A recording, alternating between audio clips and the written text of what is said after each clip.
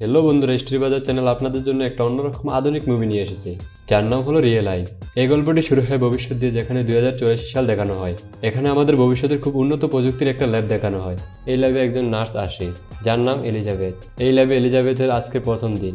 Elizabeth ডক্টরের সাথে দেখা করেন। তিনি এখানকার হেড ছিলেন এবং তিনি এই পুরো রিসার্চ সেন্টার অর্থাৎ এই ল্যাবটি তাকে ঘুরিয়ে দেখান। এরপর সেই ডাক্তার এলিজাবেথকে একটা বিশেষ রুমে নিয়ে যায় আর তাকে একটা স্ক্যানিং বডি বিচিত্র দেখায়। তাকে বলে যে বহু বছর ধরে একে ক্রায়োপ্রিজারভেশন স্লিপিং মোডে রাখা হয়েছে, তার মানে যেখানে মানুষের শরীরের তাপমাত্রা কমিয়ে দেওয়া হয়।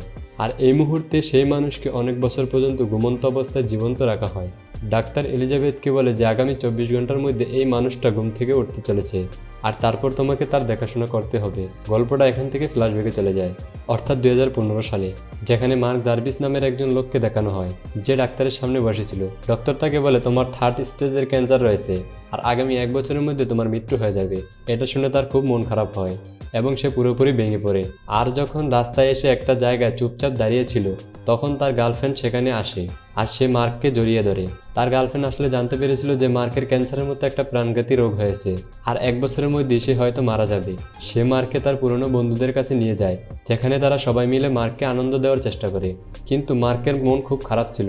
সে হঠাৎ করেই ভেতরে যায় আর তার ট্যাব নিয়ে আসে, যেখানে সে তার বন্ধুদের দেখায় যে আজ থেকে 7 বছর আগে বৈজ্ঞানিকরা নকল শরীরের অর্গান বানানোর জন্য একটা এক্সপেরিমেন্ট করেছিল আর ভবিষ্যতেও তারা এরকম আরও অনেক এক্সপেরিমেন্ট করতে চলেছে।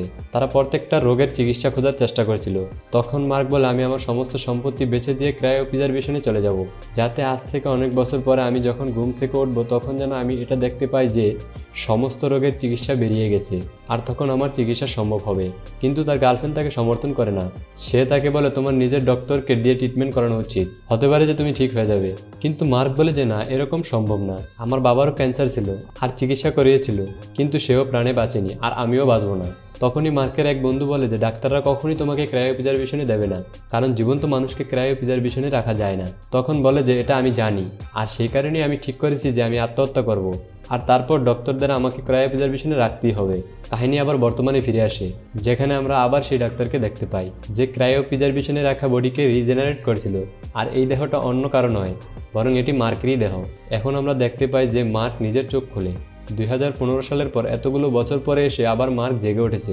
মার্ক ওঠার পরে অনেক দুর্বল ছিল আর তার সাথে সে তার পুরনো সমস্ত স্মৃতিগুলো ভুলে গিয়েছিল। তার নাভির কাছে একটা কট লাগানো ছিল, যার মাধ্যমে তাকে খাবার দেওয়া হতো। ওখানে থাকা সমস্ত ডক্টররা মার্ককে খুব ভালোভাবে যত্ন নিচ্ছিল। তার সাথে তারা মার্ককে একটা ইলেকট্রনিক ডিভাইস দেয়, যেটার কাজ ছিল যে মার্কের যখনই পুরনো কোনো স্মৃতি মনে পড়বে সেই ডিভাইসে সেটা যেন রেকর্ড হয়ে যায়। আর ডক্টর সারা পৃথিবীকে এটা দেখাতে পারে যে কিভাবে 71 বছর পর একটা মানুষ আবারও বেঁচে ফিরেছেন আর সে এখন পুরোপুরি ঠিক আছে।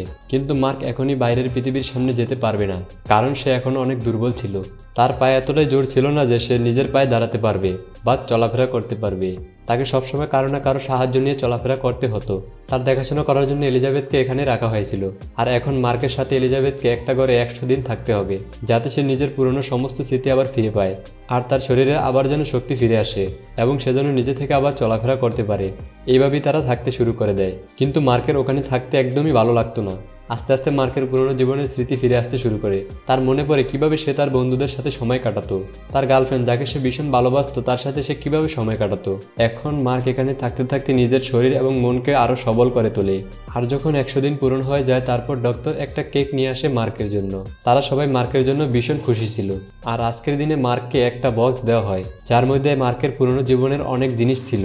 মার্ক দেখে যে সে বক্সের ভিতরে একটা চিঠিও ছিল। সেই চিঠিটা তার গার্লফ্রেন্ড তার জন্য লিখেছিল।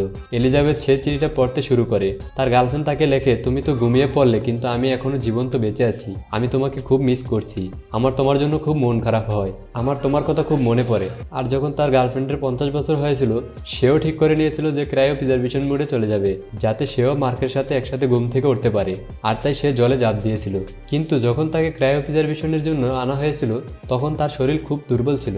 সে এখানে ক্রায়োপ্রিজারভেশনেই ছিল, কিন্তু তাকে এখনো তোলা যাবে না। মার্ক সেই ক্রায়োপ্রিজারভেশনের সামনে যায়, যেখানে তার গার্লফ্রেন্ড ছিল। সেখানে থাকা ডক্টরকে সে বলে যে তুমি আমার গার্লফ্রেন্ডকে তুলে দাও। কিন্তু ডক্টর বলে এখনই তাকে তোলা সম্ভব নয়, কারণ যে শারীরিক অবস্থায় তাকে ক্রায়োপ্রিজারভেশনে রাখা হয়েছিল, সেই অবস্থার শরীরকে পুরোপুরি সঠিকভাবে তোলার জন্য আমাদের কাছে এরকম কোনো টেকনোলজি এখনো আসেনি। এই সব কিছু শুনে মার্ক ভীষণ কষ্ট পায়। আর সে বুঝতে পারে যে তার ক্রায়োপ্রিজারভেশনে চলে যাওয়ার পর তার গার্লফ্রেন্ড তাকে ছাড়া কতটা কষ্ট পেয়েছিল। আর এটা ভেবে ভেবে তার মাথায় আরো বেশি দুঃখ আসতে শুরু করে। আর তার মাথার মধ্যে এই সমস্ত পরিবর্তনগুলো দেখে ডক্টররা চিন্তিত হয়ে পড়ে। এলিজাবেথ এখানে ডাক্তারকে বলে যে আমাদের এখন মার্ককে বাইরের পৃথিবীতে নিয়ে যাওয়া উচিত, যাতে সে মাটির পৃথিবীতে এসে নিজের গার্লফ্রেন্ডকে বলতে পারে। কিন্তু ডক্টর বলে এখন মার্ককে আমাদের এখানে রাখতে হবে, যখন সঠিক সময় আসবে তখন আমি নিজে মার্ককে নিয়ে বাইরে পৃথিবীতে যাব। এলিজাবেথের মার্কের জন্য খুব খারাপ লাগে, কারণ কোথাও না কোথাও এলিজাবেথ মনে মনে মার্ককে অনুভব করতে শুরু করেছিল। সে মার্কের প্রতি আকর্ষিত হয়েছিল। সে চাইছিল যে মার্ক এই ল্যাব থেকে বেরিয়ে বাইরের পৃথিবীতে যাক। আর একদিন যখন ল্যাব ফাঁকা ছিল, সেখানে যখন কোনো ডাক্তার ছিল না, তখন মার্ক লুকিয়ে লুকিয়ে ডাক্তারের চেম্বারে যায়, যেখানে সে ডাক্তারের মেমোরি ডিভাইস হাতিয়ে নেয়, যেখানে ডক্টরদের মেমোরি কার্ড প্রিজার্ভ করা হয়েছিল। আর যখন সে ডক্টরদের মেমোরি ডিভাইসটা পড়ে, সে দেখতে পায় মানুষের উপরে নানা ধরনের এক্সপেরিমেন্ট করা হয়েছিল। সেই এক্সপেরিমেন্টগুলোর ফলে তাদের প্রাণ চলে যায়। আর মার্কই প্রথম মানুষ যে ক্রায়ো প্রিজার্ভেশন থেকে জেগে পুরোপুরি ঠিক হয়ে গিয়েছিল।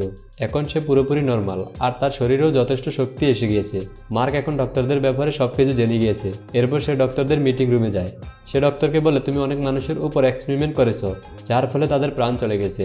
ডক্টর স্বীকার করে নেয়। সে বলে যে হ্যাঁ, আমি চেষ্টা করেছিলাম, কিন্তু আমি চাইলেও সবাইকে বাঁচাতে পারবো না। হতে পারে সেগুলো আমার ভুল ছিল, কিন্তু হ্যাঁ, আমি চেষ্টা করেছিলাম। মার্ক এখানে প্রচণ্ড উদাস হয়ে যায়। আর সে বুঝতে পারে না যে সে জীবনে কি করতে চায়। আর নিজের গার্লফ্রেন্ডকে সে ভীষণভাবে মিস করছিল। তার জন্য সে তার গার্লফ্রেন্ডের স্লিপিং চেম্বারের কাছে যায়। আর সেখানে গিয়ে সে চুপ করে বসেছিল। তখন সেখানে এলিজাবেথ আসে। সে এলিজাবেথকে বলে, যখন আমার ক্যান্সার হয়েছিল তখন আমি ঠিক করে নিয়েছিলাম যে আমি ক্রায়ো প্রিজার্ভেশন অর্থাৎ ক্রায়ো স্লিপে চলে যাব, কিন্তু আমার গার্লফ্রেন্ড এরকম কখনই চায়নি। সে চেয়েছিল যেন আমার চিকিৎসাটা আমার নিজস্ব ডাক্তার দিয়েই করাই। আর আমার কাছে যেটুকু সময় ছিল সেই পুরোটা সময় যেন আমি তার সাথেই কাটাই। আর তার বদলে আমি নিজের প্রাণ নিয়ে নিয়েছিলাম। আমি আত্মহত্যা করেছিলাম। যদি আমি জানতাম যে আমার ভবিষ্যতের পৃথিবী এতটা বেরঙিন আর প্রাণহীন হবে, তাহলে আমি কখনোই নিজের প্রাণ নিতাম না। তাহলে আমি আমার বাকি জীবনটা আমার গার্লফ্রেন্ডের সাথে আনন্দ করে কাটাতাম। আমি চাই যে তুমি আমাকে এখান থেকে মুক্তি পেতে সাহায্য করো। এলিজাবেথ যখন এই কথাটা শুনে, তখন তার চোখে জল আসে, কারণ সে মার্ককে ভালোবেসে ফেলেছিল। সে মার্কের সাহায্য করতে চায় না। মার্ক ওখান থেকে নিজের ঘরে চলে আসে। এলিজাবেথ মার্কের কষ্টটা বুঝতে পারে, তাই কিছুক্ষণ পর সে মার্কের ঘরে যায়। আর সে মার্ককে জড়িয়ে ধরে তার কানে কানে সেই ওষুধটার নাম বলে, যেটা খেয়ে সে মুক্তি পেতে পারে, মানে সে নিজের জীবন ত্যাগ করতে পারবে। কিন্তু এখন তিনি পুরোপুরি সুস্থ আর তার শরীরে কোনো প্রকারের কোনো অসুখ নেই। তাও সে বুঝতে পারে জীবন শুধুমাত্র একটা শক্তির রূপান্তর। মানুষ মারা যাওয়ার পর তার শরীরের সমস্ত শক্তি একটা অন্য শরীরে চলে যায়। আর প্রত্যেকটা শরীরের একটা নির্দিষ্ট সময় থাকে। কেউ এই পৃথিবীতে অমর হয়ে আসেনি। তার জন্য উপরওয়ালা যাকে যতটুকু জীবন দিয়েছে তার ততটুকু নিয়ে জীবন আনন্দের সাথে কাটানো উচিত। আর সেই জীবনের সাথে কোনো এক্সপেরিমেন্ট করা উচিত না, যেটা মার্ক করেছিল। আর এখন তার জীবনে দুঃখ আর কষ্ট ছাড়া কিছুই বেঁচে নেই। আজ থেকে অনেক বছর আগে যখন মার্ক নিজের আসল জীবনে ছিল, তখন তার কাছে তার বন্ধু ছিল, তার গার্লফ্রেন্ড ছিল, এমনকি তার আত্মীয় স্বজনও ছিল। কিন্তু এখন তার আশেপাশে তার নিজের বলতে কেউ নেই। এখন মার্ক সে ওষুধটার কাছে যায়, যেটার নাম এলিজাবেথ তার কানে কানে বলেছিল। সেটা নিয়ে এসে চেম্বারের কাছে যায়, যেখানে তার গার্লফ্রেন্ড ছিল। সেখানে গিয়ে তার পুরনো জীবনের কথা মনে পড়তে শুরু করে। প্রথমে সে তার গার্লফ্রেন্ডের স্লিপিং চেম্বারের পাইপগুলো কেটে ফেলে, যাতে জ্ঞান ফেরার পর তার সাথে আর কোনো প্রকারের এক্সপেরিমেন্ট না করা হয়। সে যে সমস্ত কিছু সহ্য করেছে সেগুলো যেন তার গার্লফ্রেন্ডকে সহ্য করতে না হয়। আর তারপর সে সেই ওষুধটা খেয়ে নেয় আর ওখানে অজ্ঞান হয়ে যায়। কিন্তু মার্ক তখনও মারা যায়নি। ডক্টররা তাকে বাঁচিয়ে নিয়েছিল। মার্ক যখন চোখ খুলে, তখন তার সামনে অনেক ডাক্তার দাঁড়িয়েছিল। ডক্টররা তাকে বলে, আমরা তোমাকে দ্বিতীয়বার নতুন জীবন দিয়েছি। এখন তোমার শরীরে আর কোনো রোগ নেই। তাই এখন তোমার এটা কর্তব্য যে তুমি তোমার নিজের জীবনটা ভালোভাবে বাঁচো। এখন মার্কও এটা বোঝে যায়। আর সে ঠিক করে তার বাকি জীবনটা সে ভালোভাবে কাটাবে। সে তার জীবনের প্রতিটা ভালো খারাপ মুহূর্তকে সে আনন্দের সাথে কাটাবে, যেটা সে আগের জীবনে করেনি। কারণ জীবন খুব দামি। যে মুহূর্তটা এখন আপনার জীবনে আছে সেটা দ্বিতীয়বার আর ফিরে নাও আসতে পারে। এজন্যই প্রত্যেকটা মানুষের খুশি থাকা উচিত, আনন্দের মধ্যে থাকা উচিত, একে অপরের খেয়াল রাখা উচিত। তো বন্ধুরা, আজকের এই গল্পটি এই পর্যন্তই। যারা আমাদের চ্যানেলটিতে নতুন, দয়া করে আরও নতুন নতুন গল্প পেতে আমাদের স্টোরি বাজার চ্যানেলটি সাবস্ক্রাইব করে আমাদের পাশেই থাকুন। ধন্যবাদ।